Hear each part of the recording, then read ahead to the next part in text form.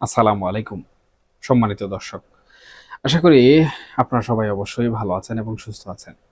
আপনারা যারা নিয়মিত বাংলাদেশের রাজনীতির খোঁজ খবর রাখেন, তারা নিশ্চয়ই ইতিমধ্যে খেয়াল করেছেন যে আমাদের চারপাশের রাজনৈতিক আবহাওয়া কেমন যেন একটা গুমট রূপ ধারণ করেছে।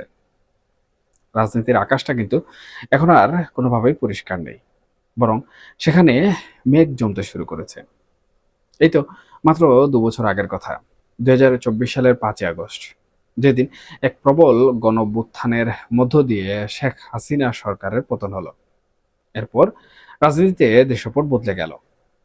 অনেকে কিন্তু ভেবেছিলেন আওয়ামী লীগ এবং তাদের দীর্ঘদিনের পুরনো ছাত্র সংগঠন ছাত্রলীগ হয়তো চিরতরে ইতিহাসের পাতায় হারিয়ে যাবে। বিশেষ করে ওই বছরেরই অক্টোবরে যখন ছাত্রলীগকে আনুষ্ঠানিকভাবে নিষিদ্ধ করা হলো, সন্ত্রাসী সংগঠন ঘোষণা করা হলো, তখন সেই ধারণাই কিন্তু প্রবলভাবে সবার মনে প্রতিষ্ঠিত হয়েছিল।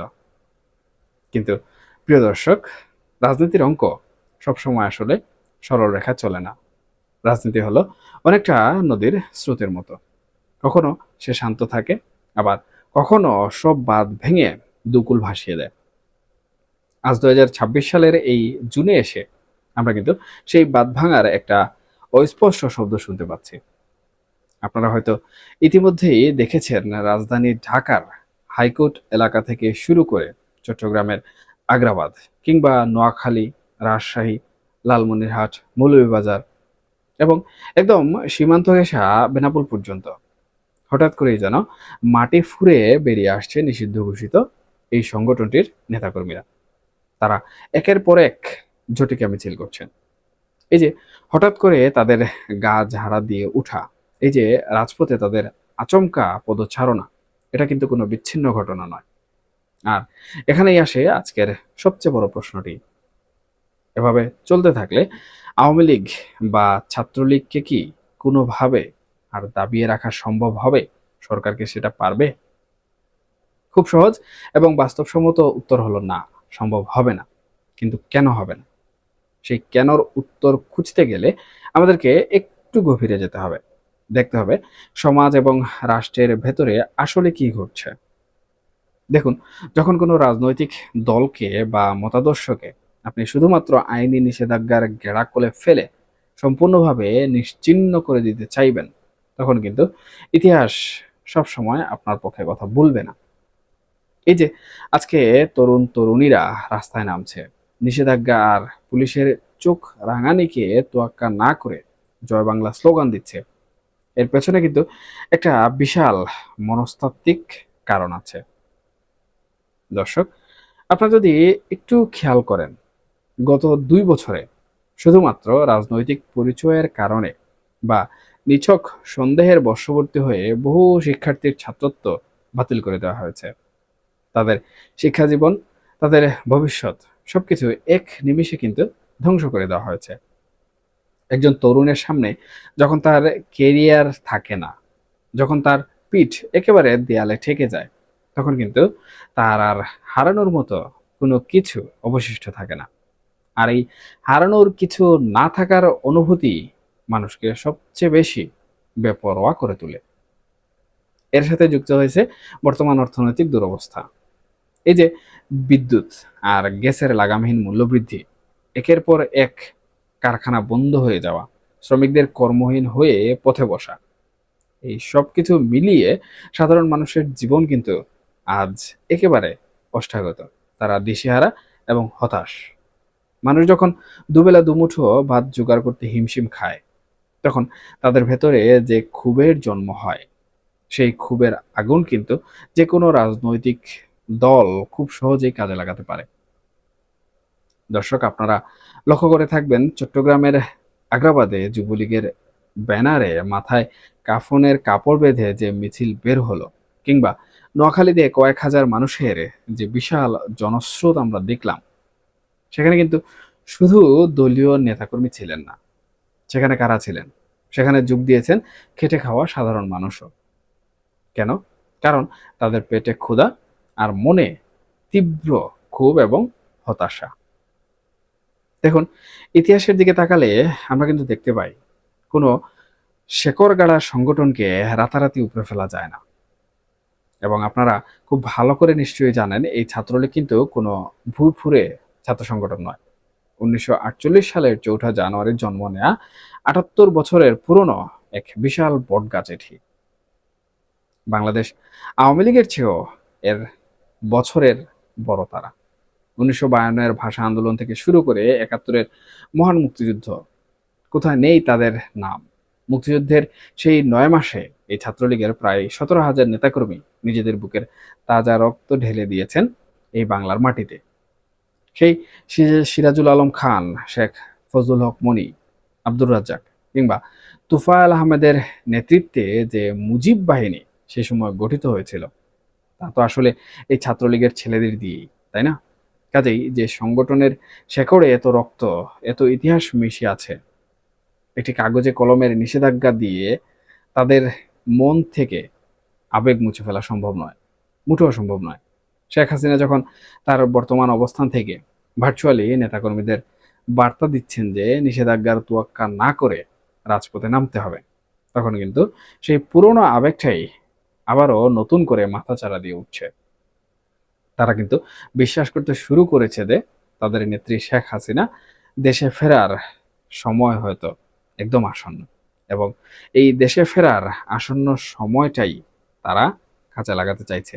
এবং এর জন্য বর্তমান সময়ে তারা কিন্তু কোনো কিছু তোয়াক্কা করছে না। এক প্রকার মরিয়া হয়ে রাজপথ তাদের নিয়ন্ত্রণে নেয়ার চেষ্টা করছে। সুপ্রিয় দর্শক, এখন আসি রাষ্ট্রের আইন শৃঙ্খলা রক্ষাকারী বাহিনীর কথায়। এই যে বিশাল বিশাল ঝটিকা মিছিল হচ্ছে, পুলিশ কেন তাদেরকে আসলে আটকাতে পারছে না?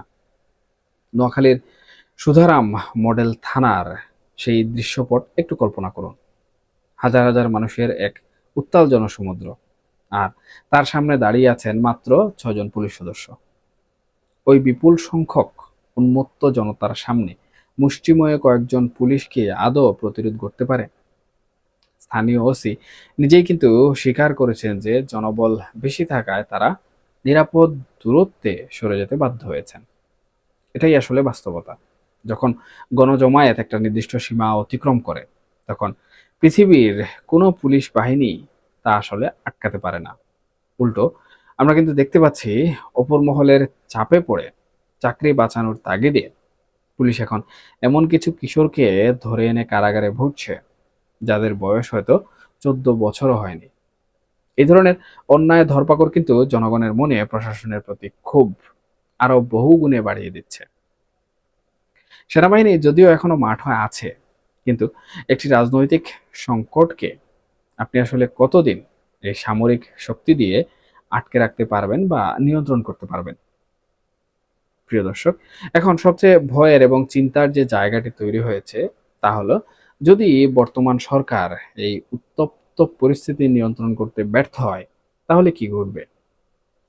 একটি কথা অত্যন্ত স্পষ্ট করে বলা যায়, যদি এই ক্ষোভ, এই বঞ্চনার বোধ এবং এই রাজনৈতিক আক্রোশকে রাজনৈতিকভাবে মোকাবেলা করা না হয়, তাহলে বাংলাদেশ হয়তো আরেকটি তীব্র সহিংস আন্দোলন বা আরেকটি নতুন বিপ্লবের দিকে ধাবিত হতে চলেছে। রাজপথ যখন দুই পক্ষের শক্তির মহড়ার রণক্ষেত্রে পরিণত হয়, তখন কিন্তু রাষ্ট্র কাঠামো মারাত্মকভাবে ঝুঁকির মুখে পড়ে। রাজশাহীতে ছাত্রলীগের গুপ্ত মিছিলের পাল্টা হিসেবে বিএনপি প্রতিরোধ মিছিল করেছে। নোয়াখালীতে ছাত্রদল পাল্টা মিছিল করতে গিয়ে ছাত্রলীগের হামলা শিকার হয়েছে। এই যে সংঘাতের রাজনীতি, এটি কিন্তু দিনকে দিন আরো ভয়ঙ্কর রূপ নিচ্ছে। সরকার যদি কেবল শক্তি প্রয়োগ করে এই স্রোতকে থামাতে চায়, তাহলে সেই স্রোত বাঁধ ভেঙে এমন এক পরিস্থিতি সৃষ্টি করবে যা কারো জন্য কিন্তু সুখকর হবে না। সেই সহিংসতা আর রক্তের পথ ধরে হয়তো দেশের রাজনীতি আবারও নতুন করে সম্পূর্ণ নতুন কোনো রূপে সেজে উঠবে। কিন্তু সেই রূপান্তরের জন্য জাতিকে যে মূল্য চুকাতে হবে, তা হবে অত্যন্ত মর্মান্তিক এবং বেদনাদায়ক। কারণ দিন শেষে আমাদের আসলে ভুলে গেলে চলবে না, এই দেশের সাধারণ খেটে খাওয়া মানুষ, কৃষক, শ্রমিক বা মেহনতি মানুষেরা আসলে কি চায়। তারা কিন্তু জটিল রাজনৈতিক সমীকরণ খুব একটা বুঝে না। তারা ৭১ বুঝে, 24 বুঝে আবার 26-এর এই সংঘাতও দেখছে। কিন্তু এসবের ঊর্ধ্বে উঠে তারা চায় একটি স্থিতিশীল দেশ। তারা চায় এমন একটি রাষ্ট্র ব্যবস্থা যেখানে তারা নিশ্চিন্তে ঘুমাতে পারবে, যেখানে সকালে উঠে কাজের সন্ধানে গেলে দিন শেষে দুমুঠো খাবার নিয়ে নিরাপদে পরিবারের কাছে ফিরতে পারবে, যেখানে দ্রব্যমূল্য থাকবে তাদের নাগালের মধ্যে, যেখানে কোনো রাজনৈতিক পরিচয়ের কারণে কোনো তরুণের জীবন নষ্ট হবে না। রাজনীতি তো আসলে মানুষের কল্যাণের জন্যই, তাই না? কিন্তু সেই রাজনীতি যদি মানুষের জীবনে অনিশ্চয়তা আর হাহাকার ডেকে আনে, তবে সেই রাজনীতি আমি মনে করি সাধারণ মানুষ কোনোভাবেই আর সহ্য করবে না। তাই সরকারের সামনে এখন একটি বিশাল চ্যালেঞ্জ। তারা যদি এই পরিস্থিতিকে কেবল আইন শৃঙ্খলাজনিত সমস্যা হিসেবে দেখে দমন পীড়নের পথে হাঁটে, তবে তা বুমেরাং হতে বাধ্য। অন্যদিকে যারা আজ নতুন করে রাজপথে নামছেন, তাদেরকেও আসলে বুঝতে হবে যে সংঘাত আর সহিংসতা দিয়ে কখনো দীর্ঘস্থায়ী শান্তি বা জনসমর্থন আসলে আদায় করা যায় না।